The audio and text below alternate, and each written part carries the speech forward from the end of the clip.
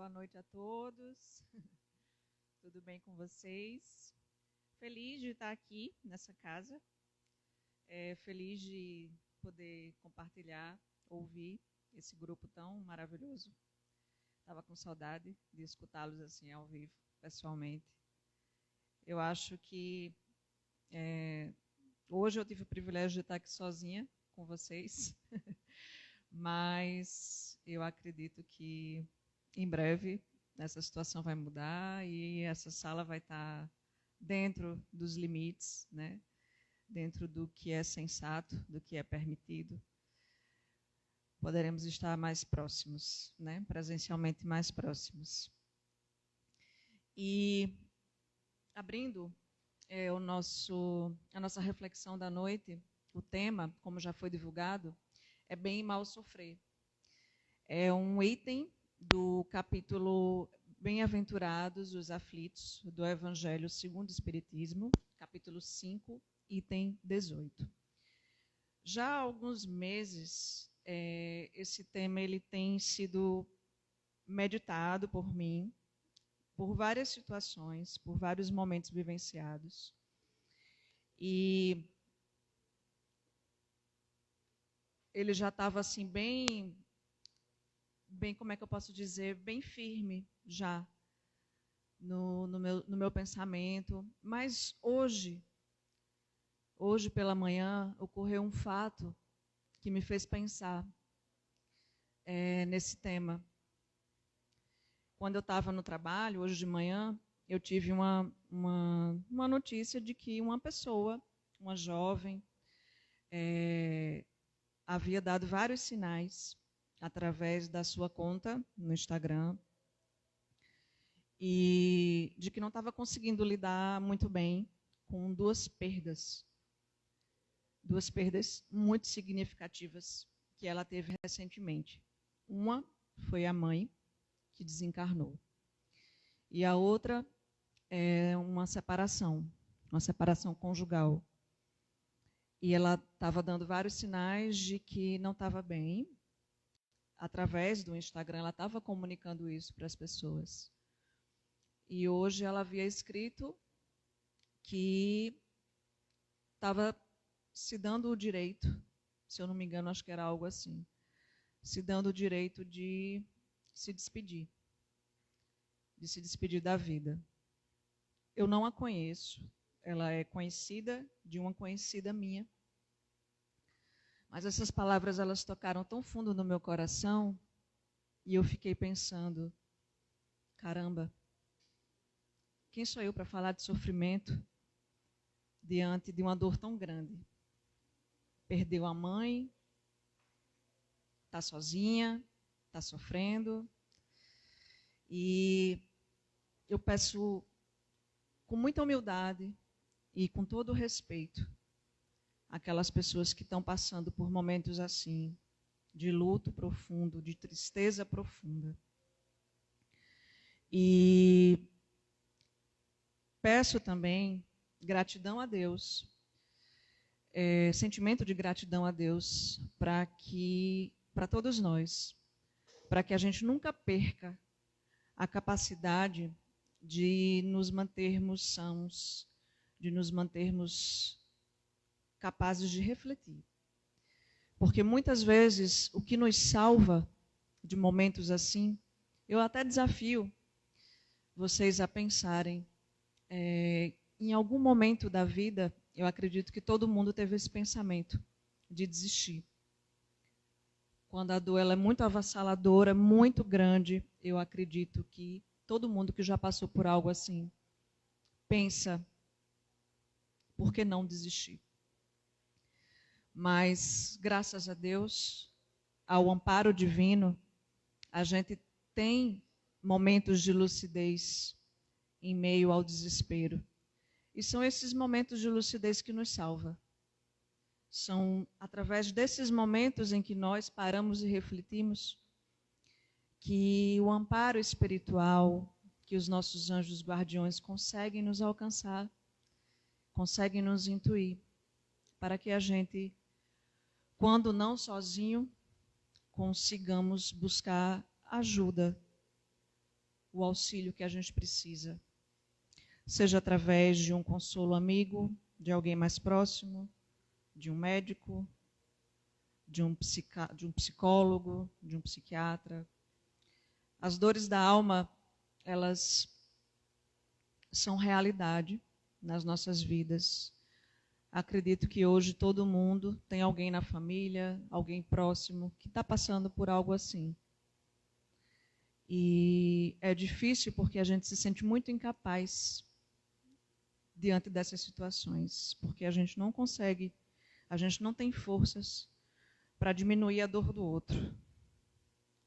E eu fico me perguntando o que é que nesses momentos a gente pode fazer para, se não tirar, pelo menos amenizar a dor do próximo. E eu penso que nós estamos ainda muito insensíveis ao outro. Eu acho que nós precisamos ficar mais atento às pessoas que estão à nossa volta, ao ciclo de amigos, aos companheiros de trabalho, às pessoas que convivem conosco no dia a dia, porque cada um, na sua área, na sua seara, tem a função de fazer o próximo, ou tentar fazer o próximo se sentir melhor.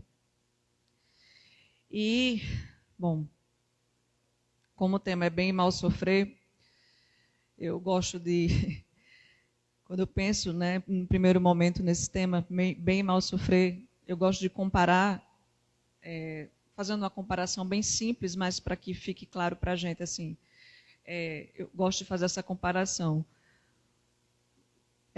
Aquela criança, sabe aquela criança que faz birra quando ela não tem o seu desejo atendido? Aquela criança que entra na loja de brinquedo e pede a mãe para comprar um brinquedo e a mãe diz que não vai comprar por algum motivo e a criança berra, chora, dá show. E esse é um exemplo de mal sofrer. Esse é o exemplo de mal sofrer. E é o exemplo do inconformismo com aquela situação que ela não entende por que seu desejo não é atendido. E muitas vezes nós adultos nos comportamos assim, como uma criança birrenta, que chora, que reclama aquilo que ela quer e não tem. Só que assim, a gente tem as defesas, a gente tem as máscaras, Nosso ego já está desenvolvido, então a gente não esperneia, a gente não chora igual uma criança. Mas lá dentro, lá no nosso íntimo, a gente fica remoendo aquele sentimento de inconformismo, de indignação, porque as coisas não estão fluindo, não estão acontecendo como a gente gostaria que estivesse, Ao passo que a proposta do bem sofrer, contida no Evangelho, é justamente o oposto disso. É considerar a dor como ferramenta de crescimento, de evolução. É considerar a experiência, essa experiência de dor, como um movimento necessário da vida para com você, para fazer com que você consiga desenvolver as suas potencialidades divinas, que podem estar adormecidas. É a oportunidade de você conseguir sentir na pele a dor que talvez você possa vir a ter causado em alguém lá atrás e que, por misericórdia divina, você não lembra. Então, lendo esse item, que é um item curtinho, para a gente mergulhar nessa reflexão, a instrução dos Espíritos começa assim. Quando Cristo disse, bem-aventurados os aflitos, o reino dos céus lhes pertence, não se referia de modo geral aos que sofrem, visto que sofrem todos os que se encontram na terra, quer ocupem tronos, quer jazam sobre a palha. Mas poucos sofrem bem. poucos compreendem que somente as provas bem suportadas podem conduzi-los ao reino de Deus. O desânimo é uma falta. Deus vos recusa consolações, desde que vos falte coragem. A prece é um apoio para a alma. Contudo, não basta. É preciso que tenha por base uma fé viva na bondade de Deus. Ele já muitas vezes vos disse que não coloca fardos pesados em ombros fracos. O fardo é proporcionado às forças, como a recompensa o será a resignação e a coragem. Mais opulenta será a recompensa do que penosa a aflição. Cumpre, porém, merecê-la. E é para isso que a vida se apresenta cheia de tribulações. Eu gosto nesse trecho, nesse parágrafo, me chama a atenção a palavra desânimo. Ele diz assim, desânimo é uma falta. Desânimo é uma falta de quê? De coragem para reconhecer as provações que a escola da vida nos traz. E a prece é um recurso, é um apoio que nos ajuda a nos conectarmos com o divino, com o nosso Deus interior, que está só esperando do lado de fora para que a gente abra a porta e ele possa entrar com seus ensinamentos. O Deus que mora, que vive em cada um de nós, espera esse movimento nosso. Esse Pai amoroso, que está sempre conosco, pronto para nos ensinar, para nos orientar naquilo que a gente precisa aprender. Cada um no seu tempo, cada um no seu processo, no seu caminho. Uma outra analogia interessante também nesse item, continuando aqui a leitura, diz assim, o militar que não é mandado para as linhas de fogo fica descontente, porque o repouso no campo nenhuma ascensão de posto lhe faculta. Sede, pois, como militar, e não desejeis um repouso em que o vosso corpo se enervaria e se entorpeceria a vossa alma.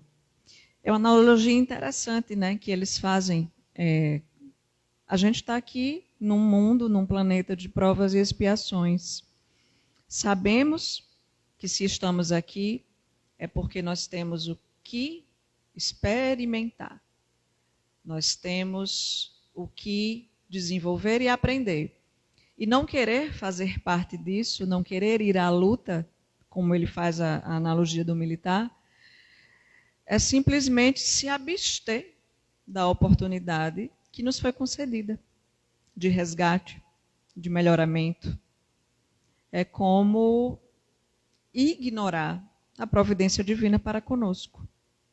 Por isso que quando às vezes a gente está completamente distraído desse propósito, as dores nos chegam para nos despertar, para fazer com que a gente sinta a necessidade de transcender a uma realidade materialista que muitas vezes nos tira da nossa essência divina. Continuando aqui esse item, eles dizem assim, alegrai-vos quando Deus vos enviar para a luta. Não consiste em estar no fogo da batalha, mas nos amargores da vida, onde às vezes de mais coragem se há mister do que num combate sangrento. Porquanto não é raro que aquele que se mantém firme em presença do inimigo fraqueje nas tenazes de uma pena moral. Nenhuma recompensa obtém o homem por essa espécie de coragem, mas Deus lhe reserva palmas de vitória e uma situação gloriosa. Quando vos advenha uma causa de sofrimento ou de contrariedade, sobrepondo-vos a ela e, quando houverdes conseguido dominar os ímpetos da impaciência, da cólera ou do desespero, dizei: de vós para convosco, cheio de justa satisfação. Fui o mais forte. Quem nunca sentiu aquela sensação de que, quando se passa por uma situação difícil, complicada, que você acha que não vai ter forças para suportar, e depois de um certo tempo, você olha para trás e percebe assim: se me dissessem que eu ia passar por tudo aquilo que eu passei lá atrás, eu não acreditaria que eu seria capaz. Eu não acreditaria que eu conseguiria. E dá um sentimento de alegria, de ânimo por ter conseguido. A gente se sente mais fortalecido. E a gente consegue tirar os ensinamentos que a gente precisa tirar. Então a gente fica ainda mais satisfeito por ter conseguido passar. E a gente até agradece a Deus por ter nos proporcionado passar por aquela dor, por aquele choro que nos fez crescer e que nos fez mais fortes. Continuando, no último parágrafo desse item, Lacordaire diz assim: bem-aventurados os aflitos.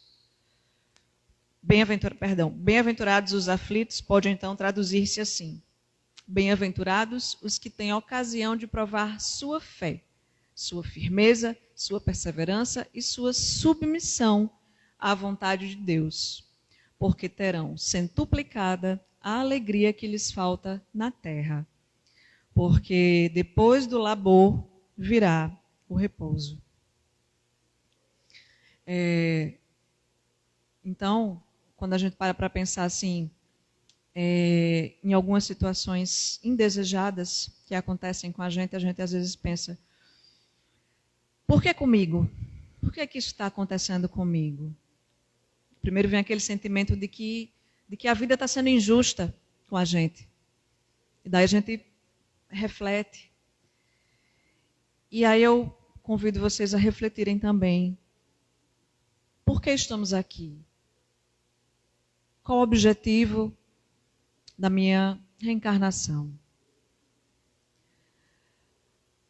Daí eu trago para vocês um trecho do livro Psicologia da Gratidão, de Joana de Ângeles, em que ela diz assim: tudo em verdade que acontece, mesmo produzindo sensações desagradáveis ou emoções desconfortantes, faz parte das experiências que promovem o ser humano, desde que se lhes compreenda a finalidade, expressando gratidão pela sua ocorrência. Ela tem a capacidade de colocar em palavras aquilo que às vezes a gente quer dizer e não consegue, né? E basicamente é isso. É imprescindível desenvolver a nossa capacidade de refletir sobre os acontecimentos que nos afetam. É essa capacidade de reflexão que vai nos tirar do escuro. Pensar, lembrar da trajetória de Jesus aqui na Terra, que tanto padeceu todos os tipos de humilhação, foi injustiçado, ele sofreu todos os tipos de provas que um ser humano poderia passar. Mas o foco dele não era o sofrimento pela ótica humana. O foco dele era no propósito. Era no motivo pelo qual ele estava aqui. Por isso ele não desanimou. Percebem?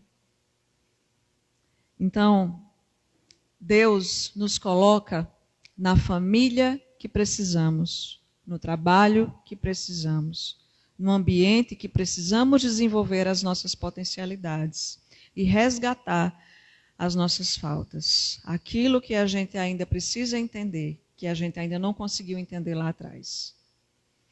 É preciso aprender na adversidade, na necessidade de compreender.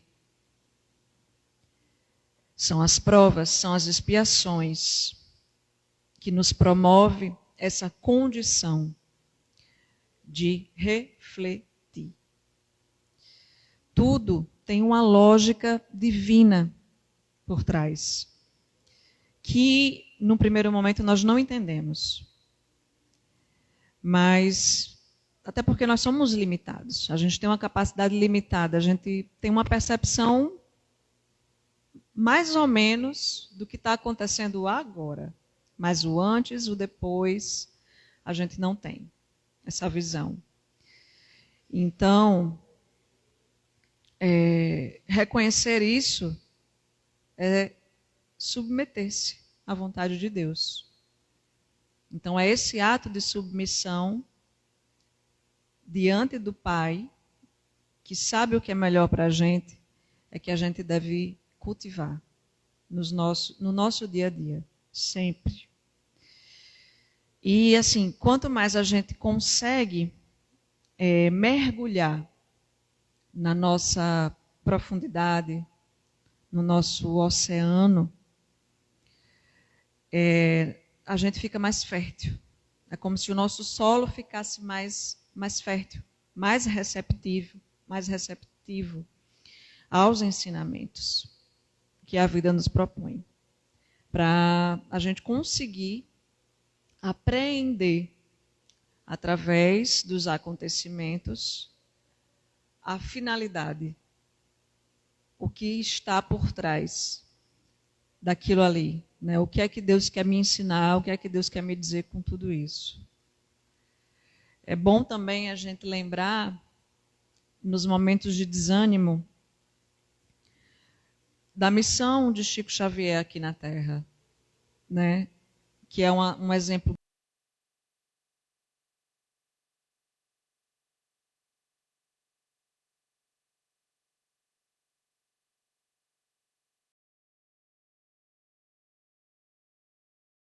bem recente para a gente, de pessoa iluminada e que estava sempre aberto aos ensinamentos de Emmanuel, né, do seu mentor. Ele sempre era muito bem orientado a isso, nesses momentos, nessas situações. E uma das coisas que ele fazia era ir em busca do próximo. Ele se fortalecia através da prática do amor. Então, era assim que ele se fortalecia, que ele se abastecia e que ele resgatava a sua fé, né? Assim como Jesus nos ensinou. Suas bases eram fortes, porque ele era um homem verdadeiramente evangelizado. Então, apesar de todas as dificuldades materiais, todas as dificuldades humanas, de saúde, enfim, que ele tinha, ele conseguia transparecer amor, alegria, serenidade, tranquilidade, porque ele estava sempre conectado com o alto, com o ser divino dele. E tudo isso foi construído em bases firmes, em bases de amor. É essa condição que a gente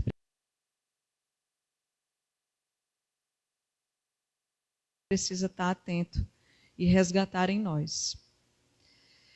E falando em bases firmes, eu trago um trecho do Evangelho de Mateus, capítulo 7, versículo 24 a 27. A casa sobre a rocha. E esse trecho diz assim: portanto, quem ouve estas minhas palavras e as pratica é como um homem prudente, que construiu a sua casa sobre a rocha. Caiu a chuva, transbordaram os rios, sopraram os ventos e deram contra aquela casa. E ela não caiu, porque tinha seus alicerces na rocha. Mas quem ouve estas minhas palavras e não as pratica é como um insensato que construiu a sua casa sobre a areia. Caiu a chuva, transbordaram os rios, sopraram os ventos e deram contra aquela casa, e ela caiu, e foi grande a sua queda. Então, o prudente é aquele que constrói a sua casa, os seus valores, a sua existência sobre a rocha, sobre os ensinamentos do Cristo, sobre o que é permanente. E o imprudente é aquele que coloca as suas potências, que coloca a sua vida em cima de algo que é impermanente, que é a areia, né? Que qualquer vento, que qualquer tempestade derruba. Então, quando a gente coloca a nossa perspectiva de existência, de dor, de experiências sobre a rocha, sobre os ensinamentos do Cristo, a gente fica firme, a gente fica em pé. Por mais que a gente sinta, a gente consegue enxergar o que há de divino, o que há de ensinamento contido naquilo que me machuca.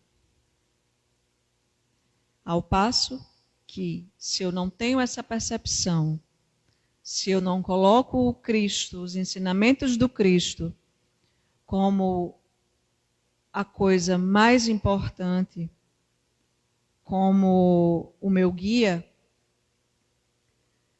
eu simplesmente me desfaço, me desmonto, porque fraco eu fico. Viver sem Jesus, sem voltar os olhos para Ele, para que Ele consiga nos apontar caminhos, nós ficamos muito vulneráveis. Ficamos cegos diante da vida. E tem até um trecho de uma música que é do Alan Filho. Não sei se o André conhece. Ele diz assim: eu fazia muitos planos, mas os anos seguem em frente e nos fazem ver quem somos. Cometemos 1000 enganos. Eu queria ser o leme, mas agia como âncora, retardando o meu caminho. Sou o meu próprio espinho. Então, assim, muitas vezes a gente fica bem iludido, né? E quanto mais iludido, mais vulnerável, mais preso no nosso orgulho, na nossa vaidade, no nosso ego, mais sofrimento a gente cultiva.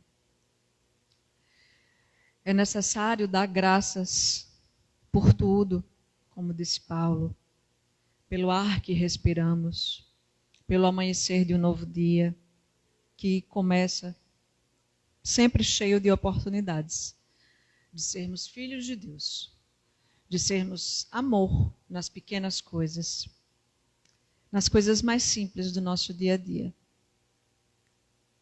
Não precisa fazer grandes coisas. A gente às vezes se ilude achando que a gente precisa fazer coisas grandes. Mas a gente primeiro precisa treinar o nosso olhar, os nossos sentidos para valorizar e agradecer pelas pequenas oportunidades que a gente tem no nosso dia a dia de sermos filhos de Deus. E pela oportunidade que a gente tem também de nos burilarmos, de tratarmos as nossas imperfeições, reconhecendo-as com honestidade, com humildade e nos colocando nessa condição de aprendizes, que é o que nós somos. E tem outro trecho também que eu gostaria de compartilhar com vocês, do Evangelho do Coríntios 2, capítulo 12, versículo de 7 a 10, que fala bem sobre isso também. Exemplifica bem isso. E para que não me exaltasse pela excelência das revelações, foi-me dado um espinho na carne, a saber, um mensageiro de Satanás, para me esbofetear, a fim de não me exaltar.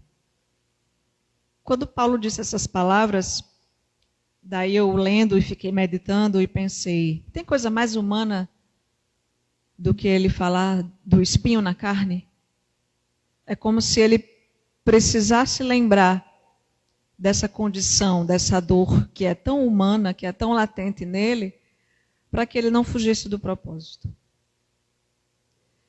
Continuando, acerca do qual 3 vezes orei ao Senhor, para que se desviasse de mim.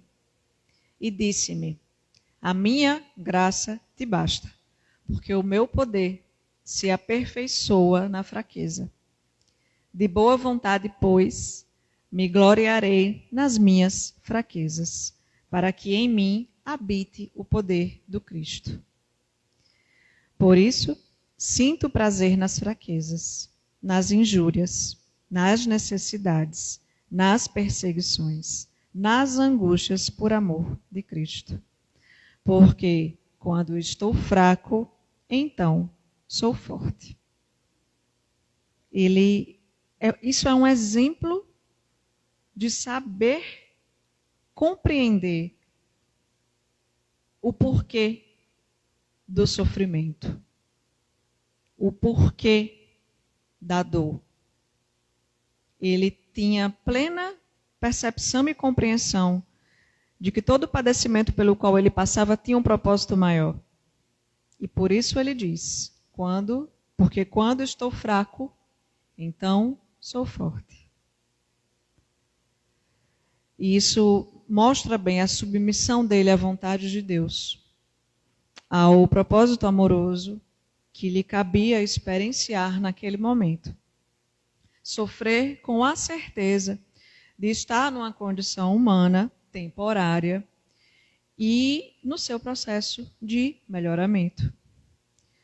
É a aceitação com gratidão. É a aceitação sem revolta, sem as tribulações, sem o desespero do ego contrariado nas suas vontades.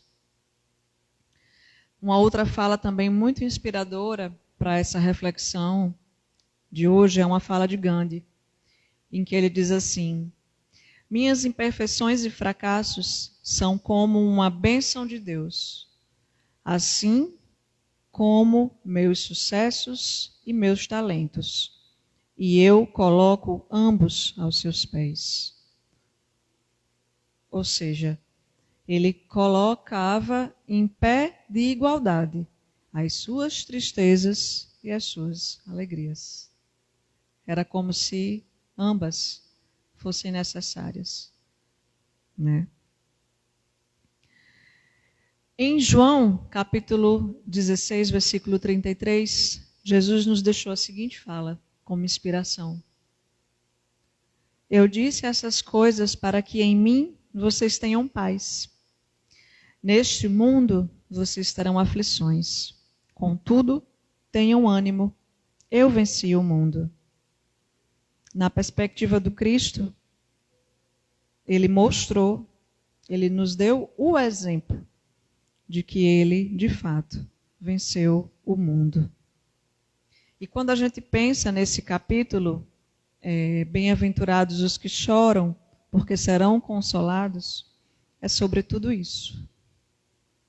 Esse consolo, ele não vai ser encontrado por nós aqui na terra. Esse consolo, ele não está nos homens. Ele não está nas expectativas que a gente cria sobre aquilo que a gente às vezes projeta ou planeja para as nossas vidas. Mas trata-se de algo muito maior e que não é temporário e que é eterno. E numa perspectiva espírita, kardecista, a gente sabe que conforme os ensinamentos da codificação de Kardec. A gente está assim, é como se a gente estivesse na fase 2. A gente acabou de sair do estado de animalidade. A gente está apenas na segunda etapa, no segundo degrau, no mundo de provas e expiações.